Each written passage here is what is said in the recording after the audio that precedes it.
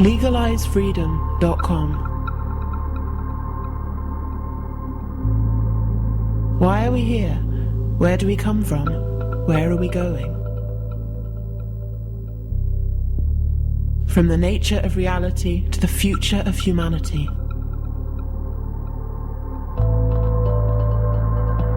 Beyond politics, poverty and war. LegalizeFreedom.com.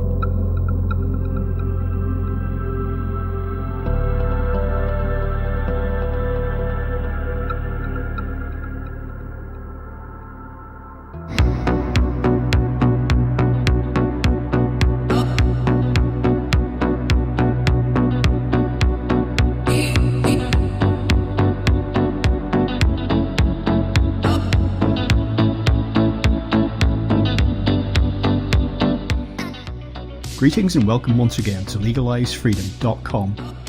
I'm your host Greg Moffat, and today we present part 2 of our interview with Grafton Tanner, discussing his book Babbling Corpse, Vaporwave and the Commodification of Ghosts. If you're listening to this at LegalizeFreedom.com, you'll find a link to part 1 on this interview page, and if you're listening on YouTube or on a third-party site, you can of course head over to LegalizeFreedom.com, that's legalize-freedom.com, and find both parts of this interview and many, many more by browsing the archive or using a search facility. The interview with Grafton resumes as we discuss the rise of the internet and social media, the downfall of not knowing, and the death of getting lost.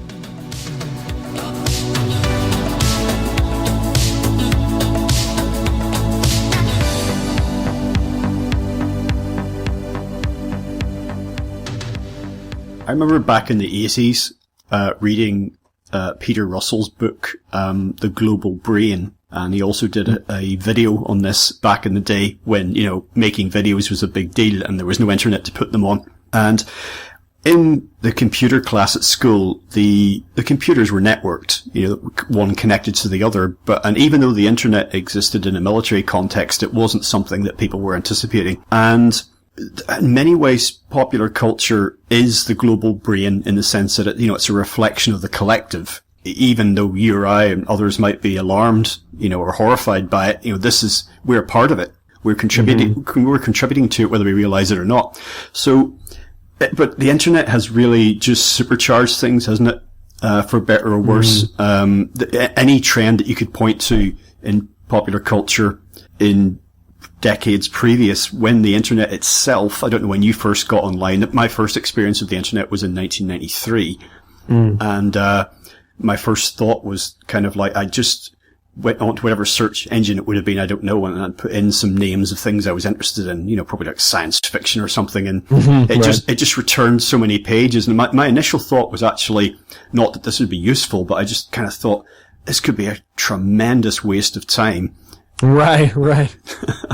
Yeah, I think it was, I remember being overwhelmed. And in fact, I was rather young in the 90s. I didn't, my family had a computer, in the late 90s, and we had it for a little while and it died. And then I essentially grew up in middle and high school without a computer at a time when that was just, everybody had like these kind of dusty, bulky PCs even going into, at least my friends did going into the early 2000s.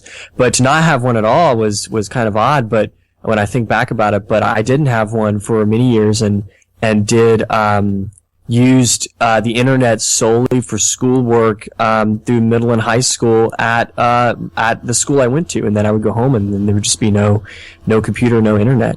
I think that was, I think I'm grateful for it because I didn't grow up. I had friends of mine growing up solely on the internet. The internet was their, vista into reality, and it wasn't for me. And so I never got, totally into it until Web 2.0 and social media and Facebook. And I, played music, going into my early 20s. And, you have to use social media, that there's your free PR, And, I really got sucked into that hole, and have very little, I mean, I have nothing really to do with social media anymore. Yeah, my first inclination, my first feeling was that it was extremely overwhelming, that no one needs this much information. This is just, a search engine's delivering all these results. How can I sift through tens of thousands of pages? This is pointless. But now, that is such a, outdated, opinion, Yeah, I struggle really to conceive of what the total internet immersion consciousness is. People who have only known that, because when was Facebook established? 2006 or something? I don't remember, but I remember when I was on MySpace, and then suddenly my friends weren't on MySpace anymore. They were all on bright, shiny new Facebook, and so I reluctantly went over there. And I remember saying at the time, this is such a ball ache. I'm definitely not moving again. If Facebook becomes out of vogue and everyone goes off to something else, I'm not doing it. But that hasn't happened. But I remember, like in the 1980s, for example, you arrange to meet up with friends. So you see them one day, and it's like, yeah, okay, we'll go and do this tomorrow. I'll see you at 11 o'clock. Off we go. And if you get there to your rendezvous and they're not there, what do? Well, what I did was I'd go back home and I'd call them on the phone. So either there's no answer, or I get my friend's sister who's like, oh yeah, he went out, I don't know where he is. And it's kind of like, oh, okay. That's kind of the end of it, you know what I mean? And it seems almost like, we had cars, but we might as well have had a horse and cart as far as, the internet generation is concerned. Exactly. And, that idea of, to me, I think what the internet and social media has eliminated is the idea of getting lost, and I think the idea of not knowing something. And I think to live in a time where you would have to arrange to meet someone and have this, what you just described, happen, I think that would send, I know people who would be thrown into complete panic from that happening. And I think I think the idea of getting lost is completely obliterated. And I think there's a book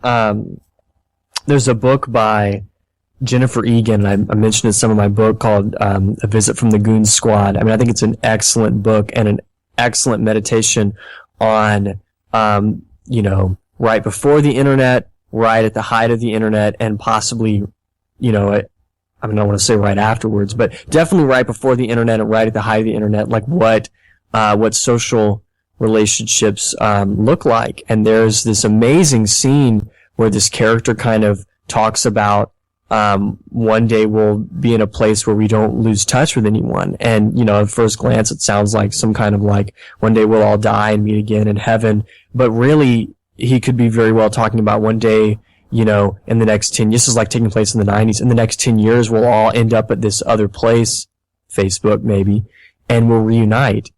And no one will ever be lost again. And, on the first hand, there's this amazing, relief that will come over, oh my gosh, now we don't ever lose touch. And then there's the horror, oh no, well, we never lose touch. And you think about these people who, dated in the 70s, stopped dating, married separate partners in the 80s, and never talked to that person ever again. And then the rise of Facebook comes along. The person gets the Facebook account. I think I'll look up so-and-so and see what they're up to.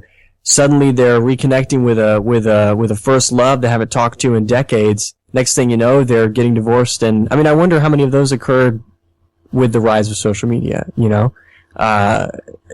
I think, so anyway, I think the idea of reuniting, and no one ever getting lost is, now very scary, especially in the surveillance state that we're in. And then I think also having, no unknowns left, because anything you can, you have the internet at your fingertips with your smartphone. You can look anything up you want to. You always know where someone is. I think that's, and I mentioned the Fitbit earlier. I think that's kind of the logical conclusion of it. Now we don't ever have to be guessing about what our body is doing. Now we always know how many steps we've taken. And that doesn't bring any more relief. It just creates more anxiety from knowing things. And, I wonder who could have envisioned this. Yeah, and your book, as you've kind of highlighted, is about way more than just music. It really is. And this idea that you speak of about, nothing being unknown, it's a bit like that old idea of, if you haven't got anything to hide, what you're scared of, in that case, why bother having curtains in your house, sort of thing. It's like, what are you trying to hide? And that's in our information culture, that's definitely a marked trend, which is kind of like, because something can be known, therefore it should be. Always completely and at all times. There's lots of information gathering now, which serves no meaningful purpose whatsoever, other than to add to the information pile. It's because, we can know this about you, so therefore we should. Exactly. Just to take a 90-degree turn somewhat, because it's just popped into my head, because I spent last night watching, well, not all the night, but I'm not that sad, but I spent a bunch of time watching YouTube poop. I love Mike Judge. I love Mike Judge. He's the guy behind Beavis and Butthead, King of the Hill, and the movie Idiocracy, which I've referenced more than once on the show. But the Hank of the Hill mashup, how does that fit into what you're talking about culturally? But it's simultaneously hilarious and terrifying. Exactly. That's kind of like Vaporwave. It both, something like the last Vaporwave song we played from Floral Shop and like the Hank of the Hill YouTube poop, both of those, are simultaneously funny and a bit horrifying. I like looking into like where one ends and the other begins, because a lot of times they overlap. The editing of like YouTube poop videos, very similar to Vaporwave. Very jarring. It's like, is it making fun of this King of the Hill? Is it, are we getting, a chance to look at it in a different way? Is it totally stupid? And I think it's all of those things. And I love the, some of it is laugh out loud hilarious. And then there's the part where, Hank, is like moving his face from one to the other, and the editor, who goes by the name of I believe it's Durham Rockers, he like pauses at Hank's face, and it's like in that interim between one facial expression and the other one, this just kind of like in between sort of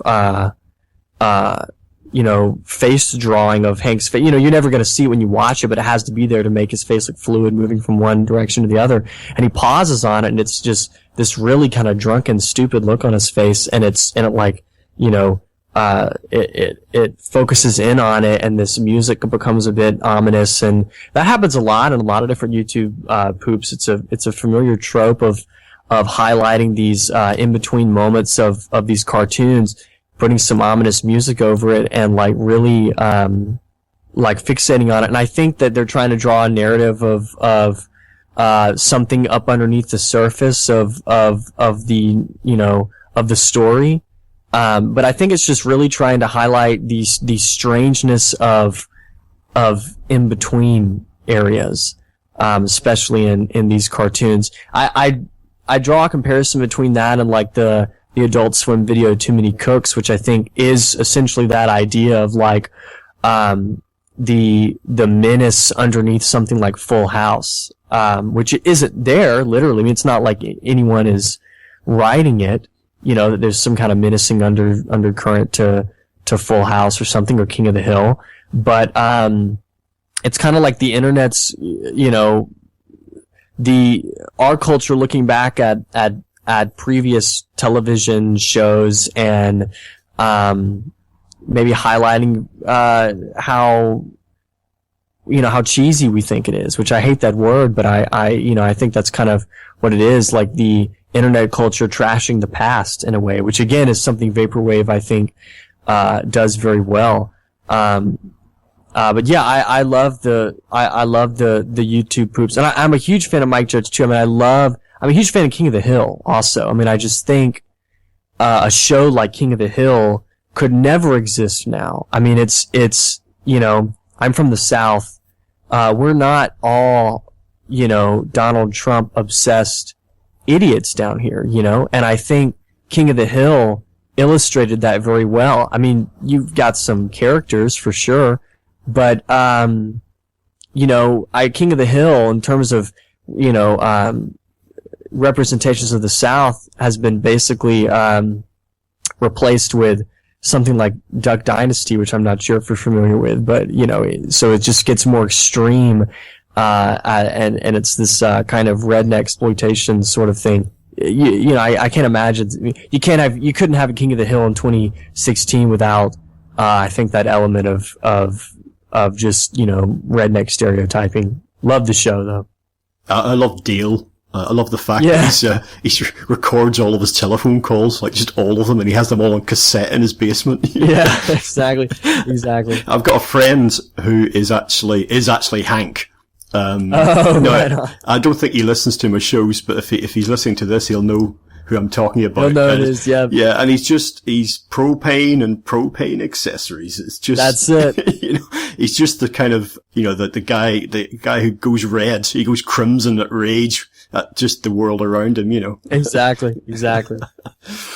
I don't know what your take, unless you're considerably younger than me, as I think we've now established, but, I remember, I've had people say to me in the past, mainly around conversations about music, oh, you know, you lived through the 80s, you grew up in the 80s, it must have been just like, wow, I just can't imagine that, it must have been so magical. You know, I've not met any people who, let's put it this way, who I'm old enough to be their father. I haven't met any, kids, quote unquote, who think, oh yeah, the 80s just looked shit. They all just think it must have been godlike Miami Vice and Duran, and it's like, or, you know, Metallica released a good album or whatever it happened to be, you know, and I was like, well, when you were there, it wasn't quite, milk and honey, if you see what I mean. Right. But I just think it's interesting that even the 90s now is like a lost, era to some kids. You know, if you're born in 2000,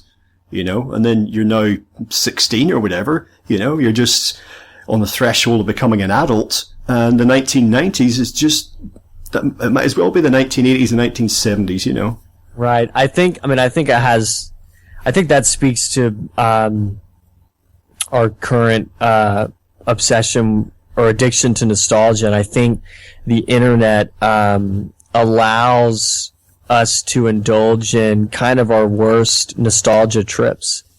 And I think it's interesting that it always starts at the 80s. You know, I mean, one could almost like yearn for the youth culture to romanticize the late 1960s or something, you know, which was this era of I mean, like, it's always pointed to by, you know, scholars of art and politics as just this point when art and politics fused, and a true counterculture could have possibly emerged, and a true, you know, alternatives maybe were on the table. And I didn't live through it, but that's just kind of the narrative that gets written about that time. The fact that that so many young people are obsessed with the 1980s. I mean, to me, I think that's like, okay, well, the free market has won, you know, because now we're romanticizing and it has been called the decade of nightmares, which is crazy to think about. I mean, like, where if you had lived through it, you're talking about the height of Reagan, the height of Thatcher. You're talking about but it's, you know, when capitalism really revved up into being what it is now, and you know, and the panic of I mean, there's just so many panics. To live through it and hear people talking about it has got to be very strange. I think that it was the first, you know, the time when the product, you know, the branding of products really kicked into high gear. especially we're talking about new retro wave and some of the synthwave, music. A lot of that has to do with, late night TV, late night horror movies on television. And, this continued into the 90s, really doesn't exist anymore, but like the idea of staying up to watch the late movie and like falling asleep while watching the late movie or something. I mean, that's so romanticized in synthwave music and in vaporwave. And I think, nostalgia is nothing new, but I think that, the internet allows us to, like I said, really indulge in living in the past. And I'm telling you, I mean, with the rise of virtual and augmented reality, I mean, it's going to take on a new meaning, because then you could live in the past all you want to. It's just like, it'll be a step up from what we're already doing as we scroll through images on Tumblr. Yeah, I mean, there's that, what's it called? Second Life. Right, that so-called game. And that's kind of like, well, if you're in Second Life, maybe you need to get a life. You see what I mean? It's like, no, it's not a second life, is it? It's like a first life. It's kind of, this is how I would like life to be. In fact, I don't know if you've seen the movie by David Cronenberg. I don't know how it's pronounced, whether it's Existence or Existenz. I actually haven't, that's one I haven't seen, and I really, really want to. Well, the message that I took away from it, which is fairly explicit. I don't want a spoiler alert here. Basically, is that if we ever perfect virtual reality, it's over. Oh yeah, we'll never know what's real again. There's a point towards the end of the film, and these characters that are in the game in the virtual reality, and there's a scene towards the. I've not seen it for years and years and years. I think it came out in the early 90s. As with a lot of his things, very ahead of its time. Right. So there's three characters towards the end, and there's a guy and a girl, and I don't know if it's another guy or another girl, but anyway, this guy shoots this person, and then the girl's kind of looking at him like, what the hell have you done? And he turns to her and he's like, we're still in the game, right? It's like, I haven't actually shot someone, and then it's kind of, cue titles. Right. Yeah, I love that idea. I definitely need to see it, but yeah, I mean, it's over at that point and the industry, I mean, it's a multi-billion-dollar industry at this point. I mean, you've got, this thirst for virtual reality it's being pushed and pushed by, the people at Google, people at Facebook. And again, it's like, man's quest to be aided and catered to by, machine. And, but then what do? I'll sit around on virtual, who works then? Who goes to work? How do you go to work if you are sucked into, virtual reality? If you're augmenting reality and what do you do at that point? And what happens is the people who are, raking in the, billions working at Facebook, they're the ones who won't ever have to live again. The 1% will be able to live in VR, but all of us, the rest of us will not, but will want to, and the end result is extremely sad, but it's already on its way. I mean, I consider the internet, somewhat like proto virtual reality. I mean, obviously something like Second Life, social media, creating versions of yourself, to communicate with one another. But just the act of looking something up, just the act of being able to go on Tumblr and just go down the memory hole. I mean, that's about as close to VR as it can get right now without actually going and buying, Oculus Rift. Well, yeah, what you're referring to there reminds me of something else that you mentioned in the book, which is this, it's actually got a name now, which I can't recall off the top of my head, for young Japanese, mostly males, it seems, who basically don't go out anymore. Mm-hmm. It's, and I'm gonna, like many times during this, butcher the pronunciation, but it's, I believe it's something like Hikikomori. And, that's been, then I forget the psychologist who first talked about this, but this, he spoke about it, I believe back in the late 90s or so, and then, his book came out again sometime, 2006 or so, and kind of revised it and whatnot, but, this is, it's a public health concern, especially in Japan, where you've got at least 1 million, I would say young men, but, they're finding, men and women both are considered hikikomori, and also they're not necessarily young anymore. But these are people who, essentially withdraw from life, but instead of just withdrawing, these people are withdrawing and living with their parents and kind of living on the internet and surrounding themselves. If you want to get an idea of what the hikikomori are like, look up images of them on Google. You've got the rooms where these shut-ins are living. They're surrounded with comic books and food, and it's very strange. It's almost like a stockpile of culture in a shut-in room, and it's a major problem. Obviously there are instances of hikikomori in the West, and also I believe Spain is another country where they can be found, I've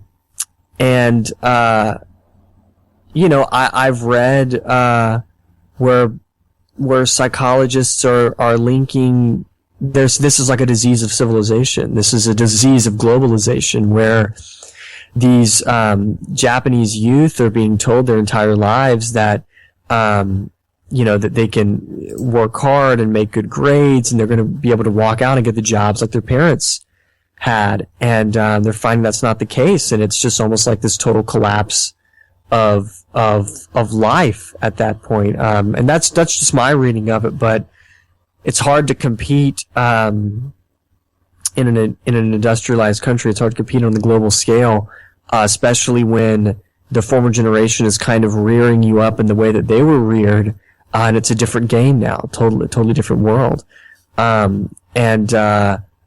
find it very interesting, even though I know very little about it. I believe it's tied. I believe you could tie it to globalization, and that it is a major public health issue. Yeah, you mentioned earlier on in the talk about something along the lines of nihilism always being popular, and you can go back to the early days of rock and roll and the rebellious kind of anti-authority stuff, and one side product of that is, oh yeah, man, I'm so depressed. I remember watching a documentary with Black Sabbath, and Geezer Butler, the lyricist, on their only real hit, Paranoid, was explaining where they came up with that, and he was kind of like, well, at the time we didn't actually know what it meant, but it was trendy, because people were going around saying, yeah man, I'm paranoid, and it was kind of like, I see this amplified now by the internet. And with the sort of music that I've written about over the years, a lot of it has been anti-authority. It has been somewhat nihilistic, misanthropic. Some of the, not things I sign on to myself by any means, but those are some of the language, shall we say, of it. And it's yeah. Sorry, go ahead. Trendy. No, I said it is extremely trendy. I definitely agree. And that seems to be, as I say, just being broadcast louder by the internet. I see, it's like, you talked about those Japanese kids, and obviously it's not unique to Japan, and the response to, or a byproduct of what's going on there seems to be this nihilism, this, what you, I think, to paraphrase here, have in the book as, young people being so turned on to the idea of meaninglessness. To me, that's kind of, a worrying trend, really, because for me, life has always been about the meaning that you make for it. And if you're looking for that outside of you, or looking for it in culture, you're going to be disappointed, to say the least. Yeah, and I think that's, I think now the nihilism stems from, like I said, this, increase in how much we know and how much we're allowed to know now with, you know, the media hijacking the internet to deliver one story of panic and chaos after the other. I mean, if it isn't, you know, anyone with a smartphone can be on the train and pull up a story about impending extinction due to climate warming, and then the next story, impending economic collapse due to, you know, free market antics, you know. And I mean, I can't imagine, I mean, it's almost like the nihilism is real now, whereas talking about Black Sabbath or something in the past, it's almost like this put on or something, where it is super trendy to be so depressed and you know, as a young person. Now it's like you've almost got reason. It's almost like, you know, the parents and the kid can be at the dinner table and both talk about, you know, what they're depressed about from what they've read that day. And so it's still trendy, but it's almost globally trendy because it could be justified in some ways. I mean, you know, I find instances of that kind of dread and anxiety in a lot of culture. I couldn't imagine what it must be like to have to grow up, go through your teens under the banner of that kind of anxiety. You have another phrase, again, I'm probably paraphrasing here from the book. You talk about the failure of past futures. And what you've just been saying reminds me of, you know, back in the 1970s, there was a certain trend that began to emerge around the oil crisis, the publishing of the book, The Limits to Growth, which were starting to question a lot of our assumptions about energy and the economy and the environment. And you think of Jimmy Carter's presidency and what changed whenever Reagan came into power, 1981, that must have been. I think that was the last time, and we've talked about the 80s, of course, here extensively. That was the last time that there was perhaps a future packaged and sold that people actually bought with complete belief. Since then, it's been, and this, you know, references many other things that we've discussed, there's been a repackaging of kind of the same old crap, really, but with a few caveats and a few admissions. But essentially, it's like, well, yeah, it didn't quite work, but on to the next one, you know. Right, yeah, it's like the future sold to you in the 80s you're talking about. Yeah. Yeah, exactly. And, you know, the idea of the failure of past futures, you know, that's, Mark Fisher is he's the expert on this. I mean, you know, nobody can write with such incendiary prose about, you know, mourning, lost futures like he can. But, you know, yeah, I mean, I think it really got perfected in the 80s. And I think it was that, you know, capitalism can definitely destroy a lot of meaning. And so it's like, well, what can we replace the meaning with? Well, the idea that, consumer goods and capital, will usher in, a progressive future. And this is like neoliberalism at its core. I mean, that was such an intoxicating idea. I mean, yeah, we've yet to really shake it. Even though, you know, some philosophers, John Gray being one of them, writes that when that doesn't deliver the goods anymore, people will turn to, something else like maybe like religion, to find meaning in a post-capitalist society.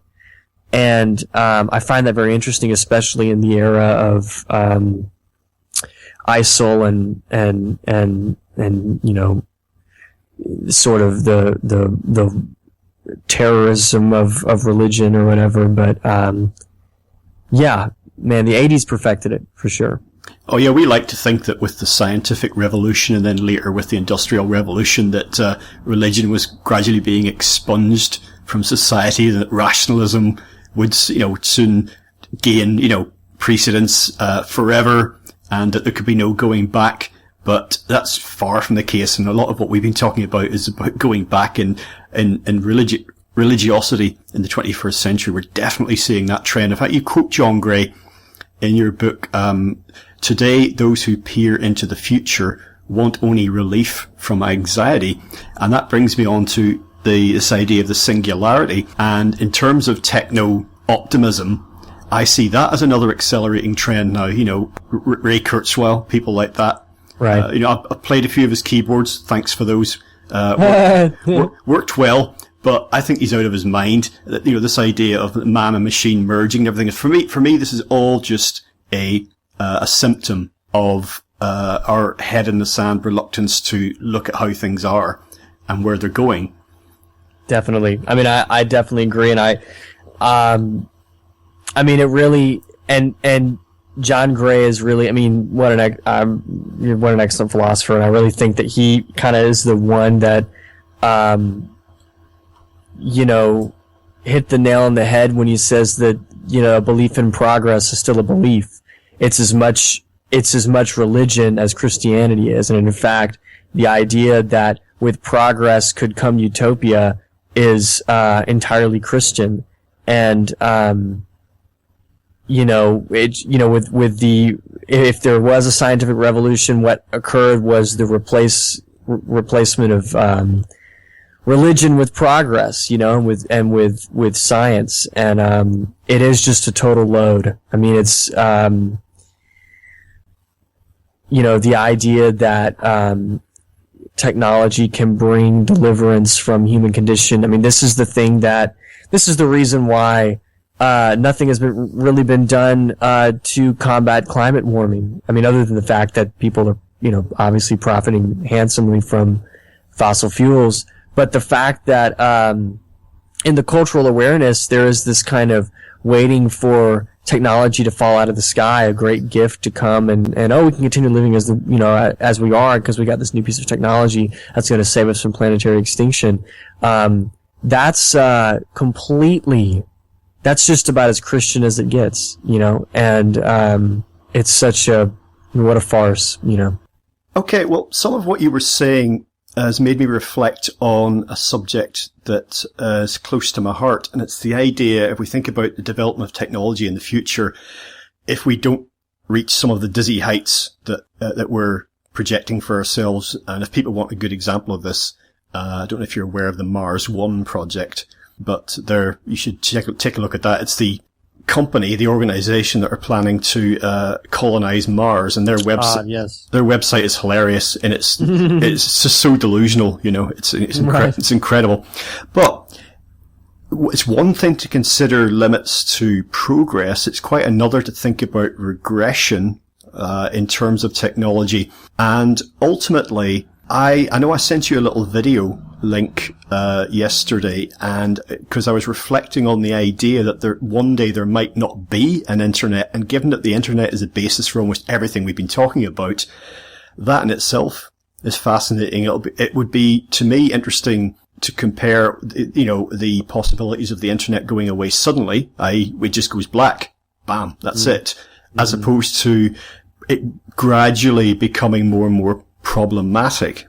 So I don't know if you ever considered that, you know, how society might look, you know, can we revert to, you know, a previous way of doing things? Can we comfortably do that? Or is we just have to keep pushing forward, even if it's with different circumstances and not with a lot of the technology that we now take for granted?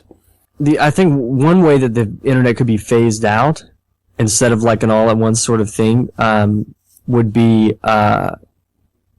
having the youth tie the internet and smartphones, the internet of things, and then the internet itself, having them tie that to their parents' generation, which they're going to inevitably think is uncool. And so you can kind of see, like, you know, the youth, you know, thinking that, you know, their parents being on their smartphones all the time is uncool. And they don't want to be like their parents because they're, you know, the youth, and so, they don't use it. But I don't see that because, I think that they may leave Facebook because their parents are on Facebook, but they won't leave the internet because their parents are on the internet. And then I think that something would have to come along to replace the internet, and I think that could be something like virtual reality, where there's no need to surf the web and actually, I mean, because on social media, you're still having some kind of conversation with another person. You're just having a conversation with that person's profile. On virtual reality, you don't have to worry about other people. You can create a world of your own, and therefore the idea of having, social networking, and that's just going to go out the window. So that would be one thing I think that could replace it, probably for the worse. But if it were to completely, I mean, like, some kind of, like a cyber attack or something that could render, Google, Facebook, Amazon, or even just the internet at large, render it completely unusable. I think that would lead to some kind of collapse in society. I mean, I really don't think, I think it's too late. I mean, I think it's too late to imagine living, without the internet. And living with the internet could, at one point in history, could have been, a lot different than it is now. And I go to someone like Jaron Lanier, who is a critic of Web 2.0 and was a virtual reality and computer pioneer himself, who envisioned a different kind of internet landscape, one that wasn't so controlled, one that was a little, he was a big fan of the internet before Web 2.0, the 90s internet, with its kind of its DIY charm and its strangeness. It was somewhat of a frontier. So living with the internet, doesn't have to be the way we're living with it now, but living without it entirely. I mean, I can't even imagine an alternative other than something like virtual reality, which would replace it, which would render it, I think, obsolete, but also bring, some horrifying things to pass. The one thing I remember about 1990s internet, particularly when I actually got a home connection and wasn't reliant on the university one, was no advertising. Oh yeah, exactly. Yeah, and now, I mean, the push for like invisible advertising, which I mean is essentially what data mining is, being able to, we're not going to show you ads, we're just going to collect your information and sell it to ads. Look, now you're not having to worry about things cluttering your, screen, which is ludicrous, I mean, this, reading your book came at a good time for me in many ways. And one of the things that I've been reflecting on is that around the time I got it, my computer hard drive died. So I had to get a new one, and I didn't have, any previous hard copies of Windows. So the guy who replaced the hard drive installed Windows 10. And I've heard a lot of, nightmare stories about this, but basically my online experience since I got Windows 10 has been advertising on steroids, gone to the extreme, the pop-ups, and it's like, okay, yeah, you're going to completely ruin my experience of this website. You're going to stop me from reading this article. So of course I'm going to want to buy your products, dumbass. Yeah. That's insane. Oh my gosh. So that's pretty much where we're up to. But I mean, we've alluded to, I mentioned the 3 E's, as I like to call them here: energy, economy, environment. Areas in which we're facing severe problems, and this relates to the internet just to the extent that the internet reflects our common thinking, and it reflects the culture, which is always there, but the internet allows that to be amplified.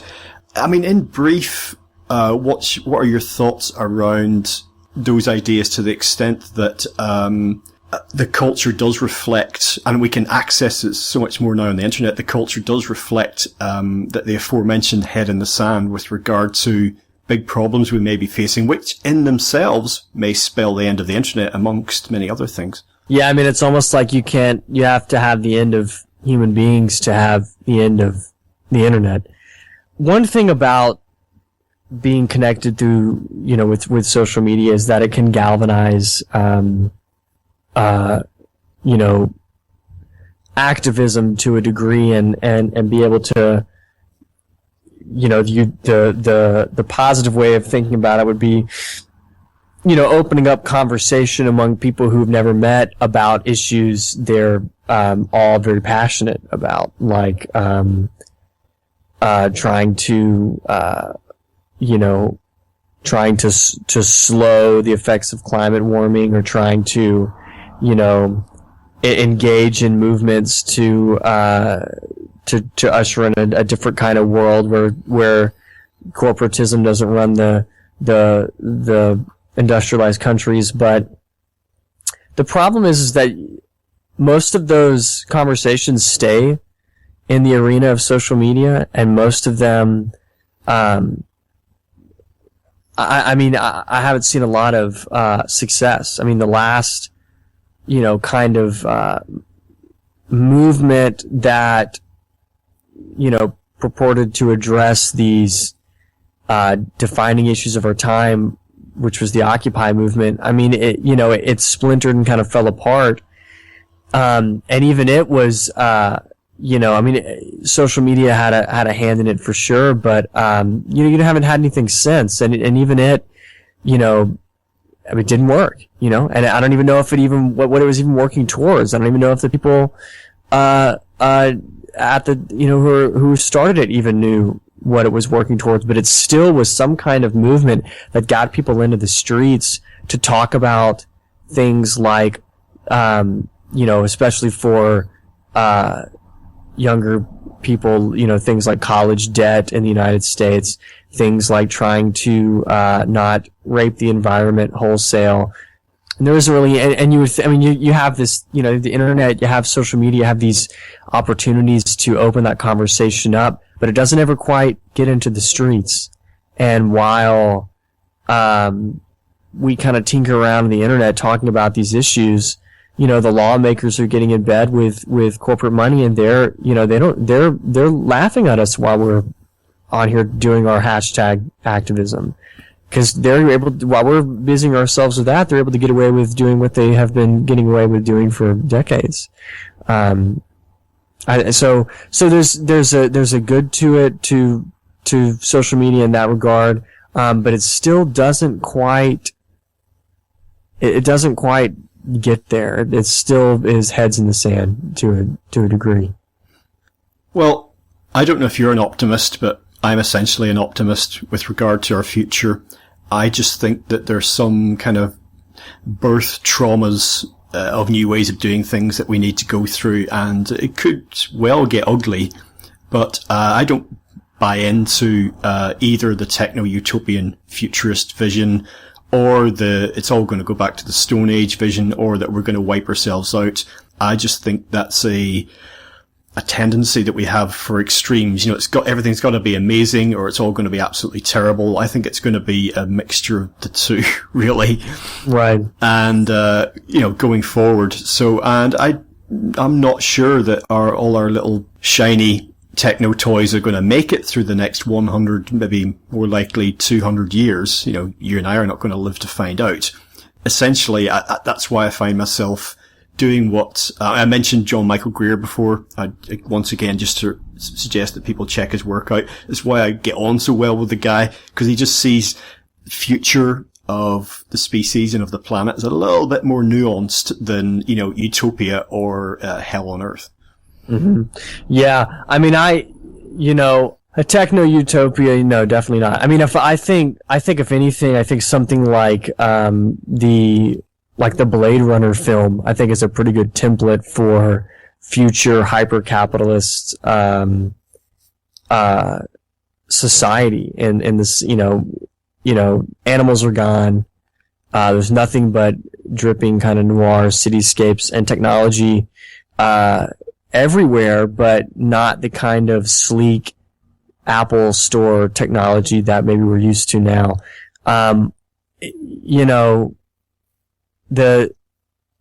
It's hard to, it's easy to get hopeless when it comes to the idea of having rapid species death, and possibly the what some would think of as the death of the the human race. It's easy to get hopeless with that, and it's also, I don't know,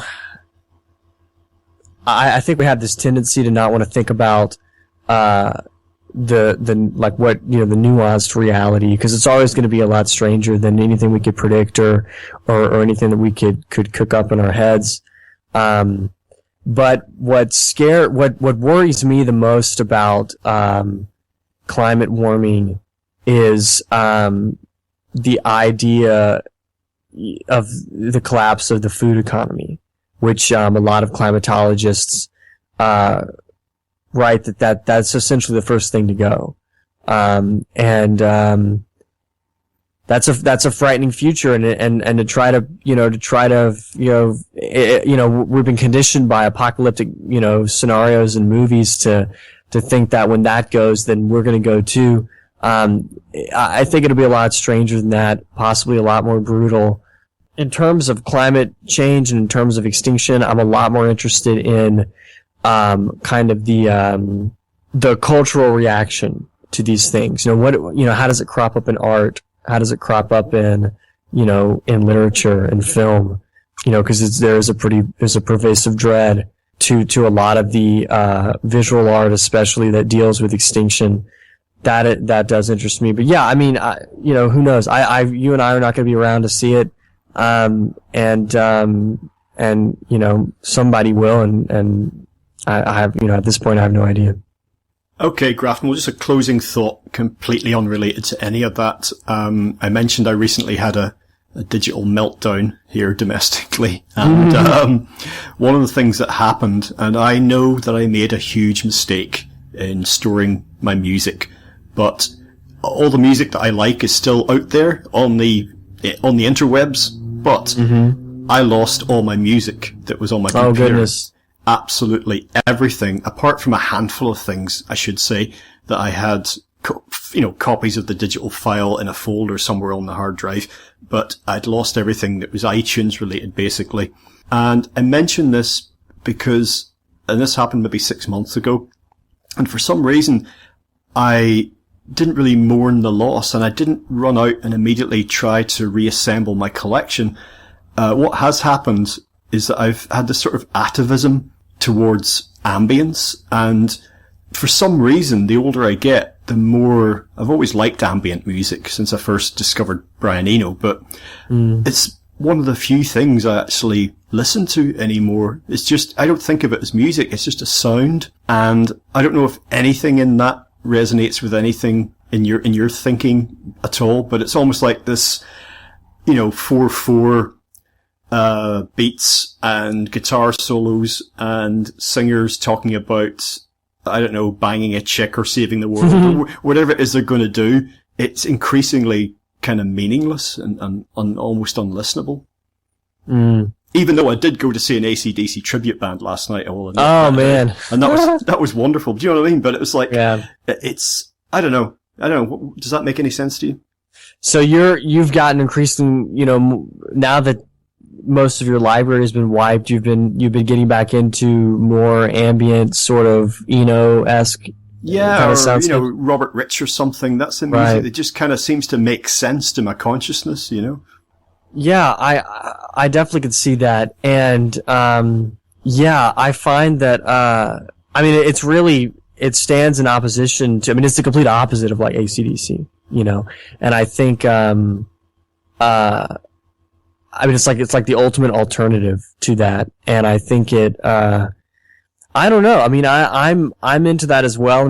I grew up, listening to some ambient music. My favorite. One of my first experiences with ambient, or what could be, something with with Eno's hand in it, I guess, was the second half of David Bowie's Low, which just I think is excellent, and I think it's excellent because it's kind of plaintive and kind of, there is no lyrical content. There's no information in it other than the music. And it spoke to me a lot because I grew up classically trained, playing percussion. And so that's just what I listened to for years and to this day. And so, there's almost not a, lot of room the older I get for new pop music, which I honestly could say I don't listen to a lot of a lot of popular music, you know, in the sense of the popular form, singers, you know, like you said, singing about things and guitars and drum sets and everything. So, you know, I don't know. I love that music. Keep doing it, you know? Okay, well, today, Grafton, we'll be talking about your book. As I mentioned at the top of the interview, it's called Babbling Corpse, Vaporwave and the Commodification of Ghosts. Now, that's widely available, Amazon, all the usual outlets. And normally at this stage, I'd be asking guests about their website and their social media and all the rest of it, but you've alluded to your lack of an online presence or activity. So is there anything you want to share on that? You know, if people want to get in touch with you, I mean, does it just go through the publishers, buy the book, you know?